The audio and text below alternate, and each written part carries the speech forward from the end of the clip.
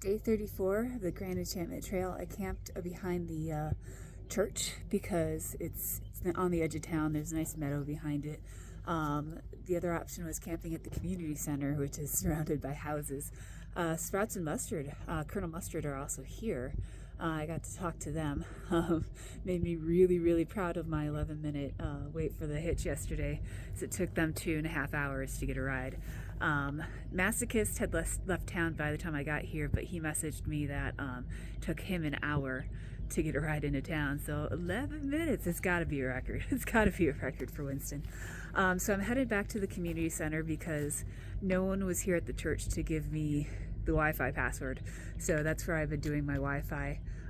The lady who lives directly next to the community center, who happened to be hanging out outside, gave me the password to that. So gonna do some internet at the community center. It's about an hour till the store opens. That's where I get my shower and my laundry. And then post office, and then maybe whatever supplemental stuff I can't get at the, or that I need for my box. I'm gonna get at the store again. So then I gotta just try to get back on trail. I might ask the lady at the store if she knows. It's a small town. Everyone knows what everyone's doing if anyone's heading north anytime soon. So to give a little tour of Winston in the morning light here.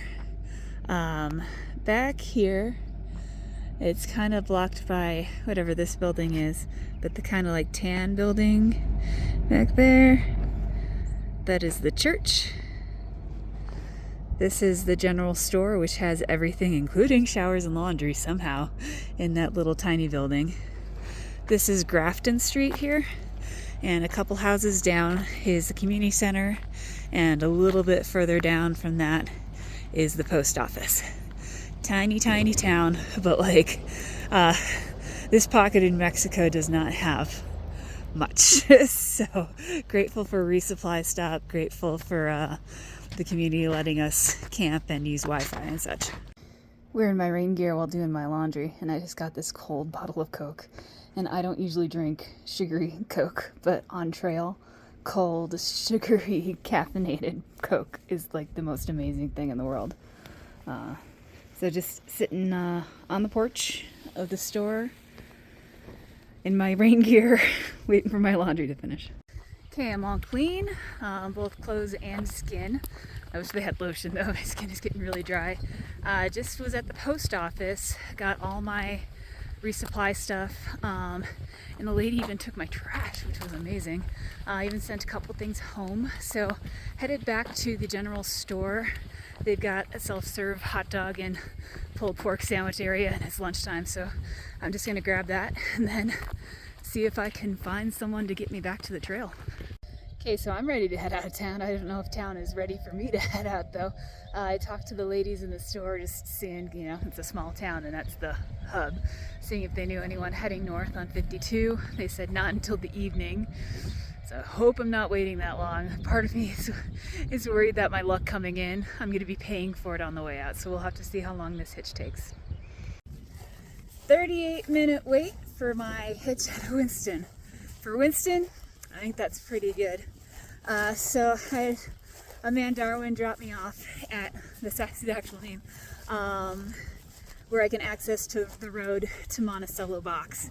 The trail used to run through Monticello Box, but there is a man who started buying up a whole bunch of land in this area, and sounds like everybody hates him because he kind of illegally just locked everything up. So he locked up access to the box, which has state land, has BLM land, and his response was basically sue me.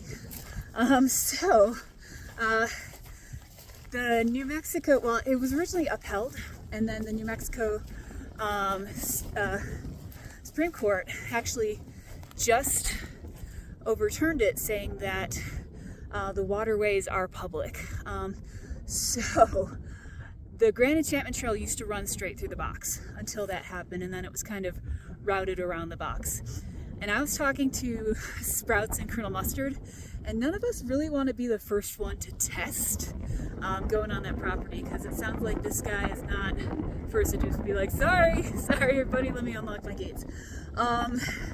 So what we talked about doing is going to the box, walking in it a little bit, because that first part is kind of narrow and awesome, and then they were going to see if everything was good, maybe go all the way through it like the original route did, or backtrack and take the new route around it, which is something I might do. So right now he dropped me off kind of on the side of the road. I'm on the way to the road that leads to the box. And I forgot to add, the lady who gave me a ride in, and I know this is small town gossip, said that he did pull a gun on a hunter who was hunting in the state land that was part of his quote-unquote property. So I mean, that was my fear. That was my fear of doing something like that. Somebody pulling a gun on me for no good reason. Anyway, headed to the road. I don't know if this will come out on video, but there's so many crayfish darting around in here. Let's see. Not so much in front of me now. Of course, when I take the camera out, they kind of disappear. Oh, there's a couple. Again, I don't know if they will come out on camera, but just a whole bunch of them darting around here as I am approaching the box. There's some. Got a couple of them. Sneaky. Ooh, this effluent I just walked through is warm. That has to be from Ojo Caliente, the little hot spring up there. I'm not going to go too far down this canyon. I don't want to be the one leading the charge on public access here. I just want to experience the canyon a little bit. But then I'm going to take the bypass, and it should go right past that hot spring. Look at this. I have to do wide zoom on this. Here it is, Monticello Canyon, and they do say Monticello here, not Monticello. This is the very beginning where it's super narrow. And what makes this so special, I'm going to stop, otherwise I'm going to fall down, is because it's kind of like an Aravaipa canyon, but we're at a much higher elevation here. Now I'm already coming to a gate. I don't know if this is a regular like BLM state land gate or if it was done by the other guy. I don't know, usually you can open it from one end. I would love to go a little bit further. Sprouts and Colonel Mustard said they were going to try to go to Mile. Let me check out this gate. I would hate for this to be the end. Yeah, I don't see a really easy way to open the gate. There could be, but I don't see it. I don't want to mess around with this too much.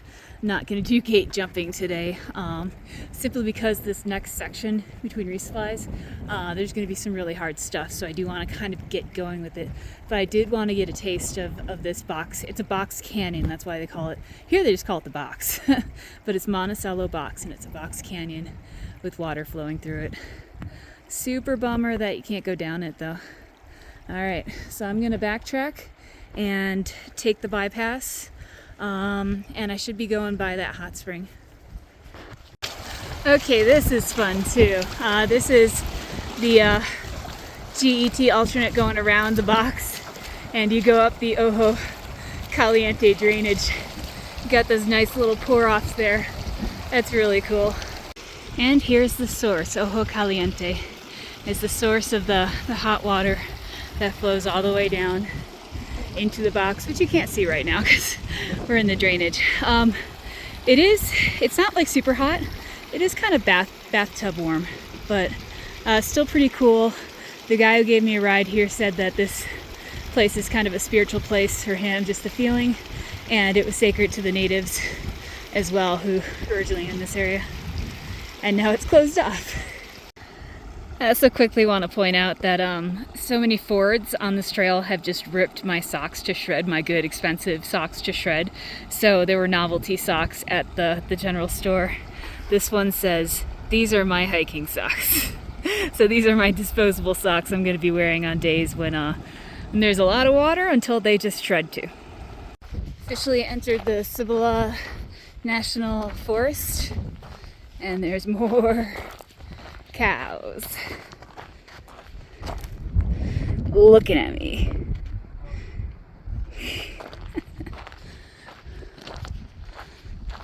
Oh my God, these cows. This is exactly where I need to go.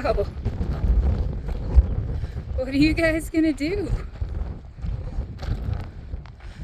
What are you gonna do? I doubt you're just gonna let me walk through you. Can we make a decision, guys? Yeah. Maybe move to the side a little bit? Maybe move to the side? Look at this guy over here. Yeah, I said look at this guy, and then the black cow looked at that cow. Alright guys, I'm just gonna come by slowly. I don't want to cause a stampede. Okay, babies, follow your mamas. Maybe I'll come to this side of the tank. Alright, that's enough cow business. Gosh, now they're following me. I don't even know. I don't even know about cows. What are you guys doing? Okay, after pulling away from the cow chase, I actually went off trail a little bit. I had to do cross country back to here, moving through another wash. Okay, I just went up a steep hill. This is my future for today and probably part of tomorrow. The trail follows parallel four-wheel drive roads, 2 tracks. So you take the 2-track for a little bit, then cut cross country, and then take the other 2-track for a little bit and cut cross country. That's gonna be fun. But I have a good look at my future. These are the mountains that I will be hiking, basically straight north like that. So the cross country sections consist of coming down these steep hills and then going up these steep hills. It is really, really windy up on the ridges. That is why I'm down here in the valley or gully or whatever this is. But you can see it's really, really rocky still, and there's cholla, of course. So I managed to squeeze my tent into this little wash here. It's out of the wind, and it should be, I got all the big rocks out from underneath there. So I've got maybe 7 more miles of this cross-country 2-track, cross-country 2-track, which I'll be doing tomorrow to start tomorrow. And then I should be finishing this connector to the Apache Kid Wilderness and potentially starting the Apache Kid Wilderness tomorrow.